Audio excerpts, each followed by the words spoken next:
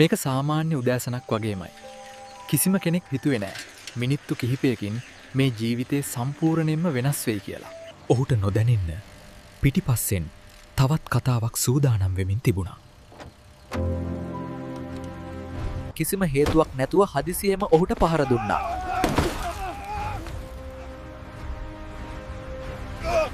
කණ්ඩායමක් එකතු වෙලා එක මිනිහෙක්ට નિરાයාසයෙන් පහර දෙන මේ සමාජය. තමන් කරපු දෙයට වගකීමක් නැතුව ඔවුන් පලා ගියා.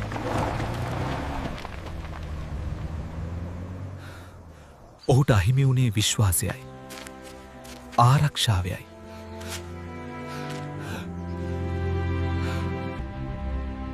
ඔපි නිහතමානීව හිටියවොත් ඔපේ සමාජය තවත් හුඟක් භයානක වෙයි.